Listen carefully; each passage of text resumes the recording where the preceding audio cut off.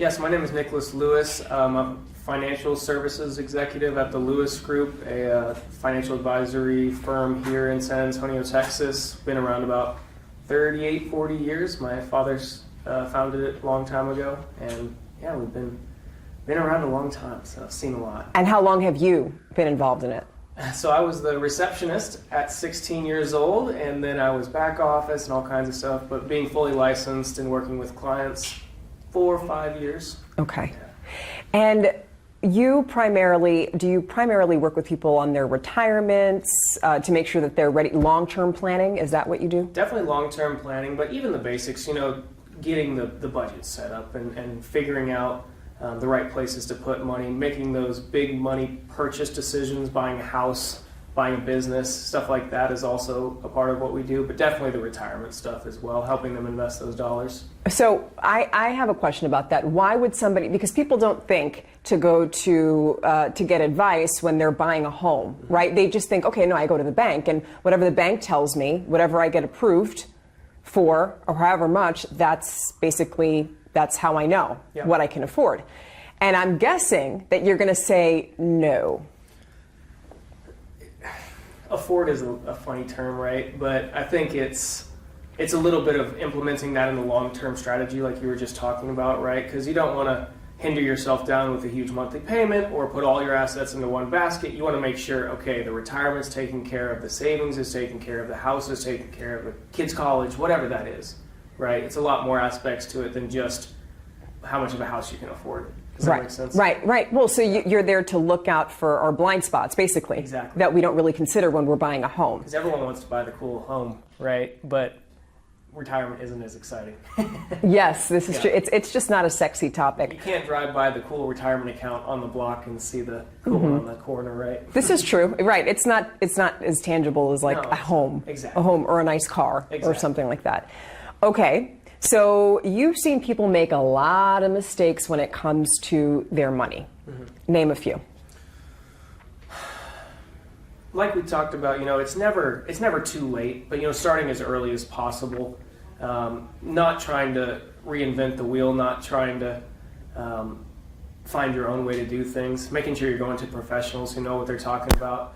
And I don't want to say this rudely, but not going to your uncle or cousin who thinks they have the latest and greatest idea of financial ideas. And why is that? Because there are some people who say, I don't want to pay somebody to look at my finances. Why can't I just learn and do it myself? Yeah, and I think you should. I think there's a lot of importance that comes with learning a certain extent yourself, but it's just like anything else. You get to a certain point and you're like, man, I have a job and a kid and a house and everything else that comes with life, right? So why don't I go to find someone that spends all day on this, knows the things that I don't know, and understands those aspects of finances that I just don't have time to manage, right?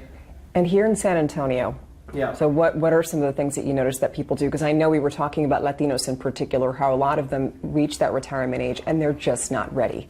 Yeah, and a lot of times I think that they have the cash flow and the income over the years to tackle those things, but just structuring it correctly from a tax perspective, hard words, from a risk perspective is important as well, right? Because we don't want to just have all our cash sitting under the mattress or in the bank or all of that, because I do see that from a lot of our Hispanic clients that's a cultural norm, just to keep it cash. Just keep it cash, right? Have it tangible, just like the house, right? Have it tangible, have it right in front of you, something that you can grab if things fall apart. But there's something to be said for going to a professional, getting it structured correctly for the family, for the retirement, for the big purchases, all that kind of stuff. Okay, and somebody would say, well, of course you're going to tell us that. That's your business. That's how you make money. Yeah, that's correct. That is true.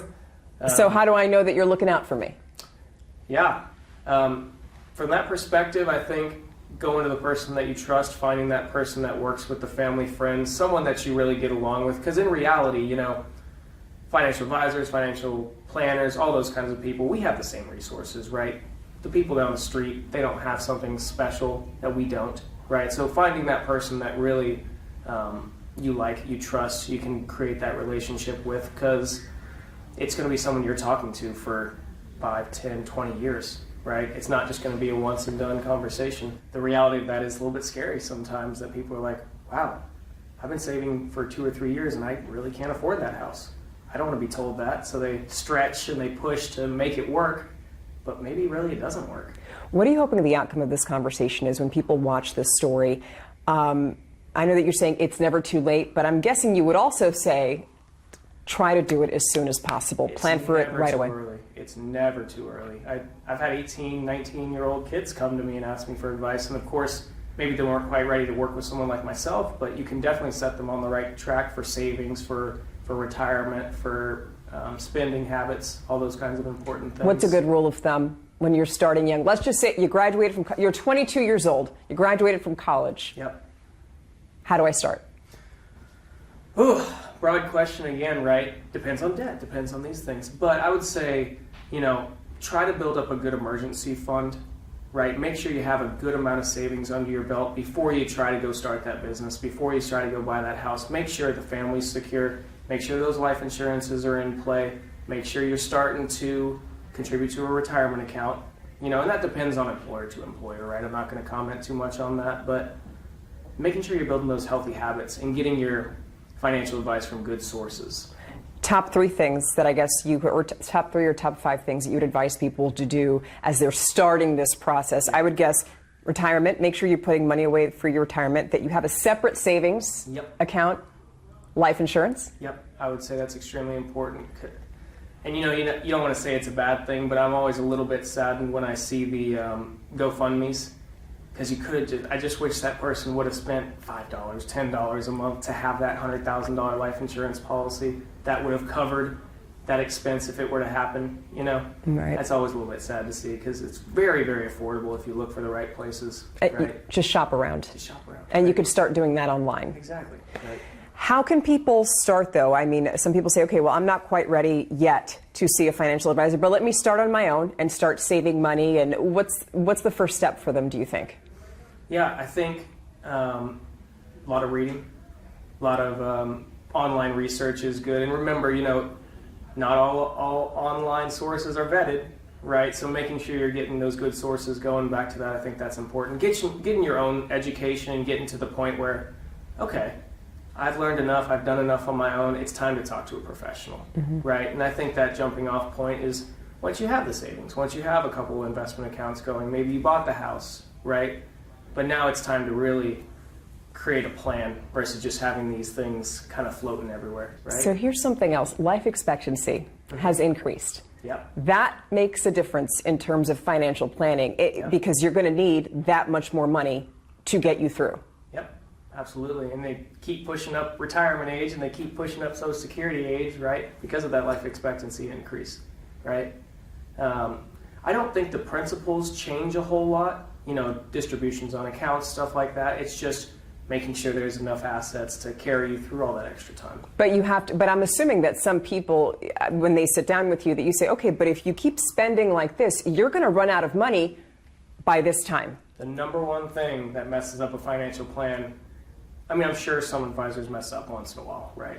I'm not going to say they don't, but the number one thing I see is overspending versus what they plan to spend, right? They plan to spend $5,000 a month, but they end up spending $7,000 a month, and that just don't work long term. So it's just a matter of being real. Budgeted, being real. But being real about what you spend, because you could say, okay, well, these are my bills, but hey, you might not take into account this is how much I spend when I go out drinking with my friends, or this is how much I spend on, dates, or. And older people do that more and more nowadays because they're more youthful and they're living longer, and so they do go out with their friends and they have fun, and maybe they spend a little bit too much in retirement, and that just isn't sustainable long term.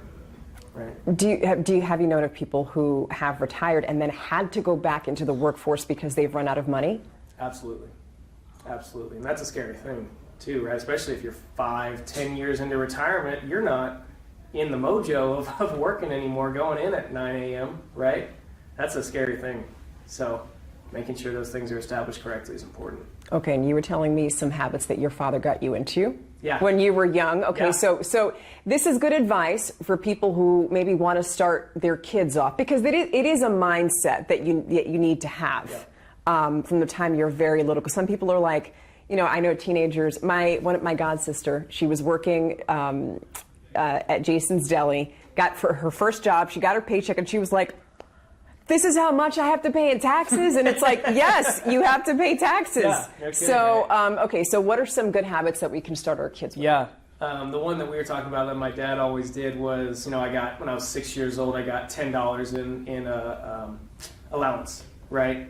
$1 of that went to tithing, right? And $1 of that went to savings, right? And I was saving for a car. I didn't know I was saving for a car, but my dad was putting that dollar away or that $5 away or whatever it was, right, into that account. And one day he let me use that to buy my first car, right? So it's not even so much the amount, and it's not any of that. It's just learning those habits, right? The earlier you learn those, it's just astronomical, the difference long term that those can make. What are some mistakes that if you can think about money, is it that we spend too much, because we spend too much on things like cars or homes or clothes? What is it that we're spending our money on? All the above, right? I think you hit one of them on the head that I see more and more is going out, right? Going out to restaurants, going out to bars, whatever it is. People are spending a lot of money on that. And when it's just little $30 here, $10 there, whatever, you don't notice it as much as if you're buying a $5,000 car, right? But those things add up long term, and they like to say, I don't know who did the math on this, but if you're 25 years old, every single dollar that you save into an account by retirement, so let's call it 65, something like that, could be $88. So all of a sudden that $5 beer is a lot more expensive than $5, right? That is a good way of thinking of it. At the same time, people also say, but I want to live. And you can. I think there's a balance there, right? I don't think that you should sacrifice today completely for the future, right? I think have fun, enjoy your life, but just do it sustainably and do it planned, right? Failing to plan is planning to fail, right? So just making sure those things are set up correctly so long term you still have success. Okay, I know that it's very hard because everybody's finances are different, but let's just say that you're 25 years old, so you graduated from college recently. You're not married, you're single, and you work, maybe you're making $50,000 a year. All right, how much is a good amount to say this much goes into my 401k, this much goes into my savings? Mm-hmm. So 401k is a little different, right? Look at what your employer is matching. I would say match up to at least that. Take advantage of as much as you can. It depends on your expenses a little bit, how many kids, that kind of stuff. But number one, I think having an emergency fund is vital, even before contributing to anything else. Because if something happens tomorrow and you don't have that money available to fix the car, to pay that medical bill, whatever, that can be bad, right? So depending on the job, right? 3 to 6 months worth of just liquid expenses in the bank all times, right? Maybe not straight in your checking account that money's coming in and out of all the time, but somewhere extremely accessible, right? I think that's number one. Number two, I think you hit the nail on the head. Start contributing to those 401ks. Take full advantage of your employer's matches, right? 3%, 4%, whatever that might be. And then, if allowed to do so for budgetary reasons, start looking into those brokerage accounts. Start looking into the investment accounts that can really, even if it's just $5, $10, $20, long term it could be $88, it could be $100, right? So that's a long time for that money to grow. That could be 40 years worth of compound interest. What are some things that the missed opportunities that you see that people have, that you're just like, you should have taken advantage of this, so many years ago? Can you think of any examples? Yeah, and low-hanging fruit example would be, when you have those small influxes of cash. So it could be your tax return, right? Maybe how you got $5,000 from an insurance claim, something like that. You get a pretty good amount of money, a few $1,000s, whatever, and then you say, oh, I'm going to use this to go buy that, whatever it is, right? That new shiny thing. Just cut off some of that money, put it away, save it for that rainy day, or invest it for the long term for retirement. That could be a huge boost to your long term returns on that.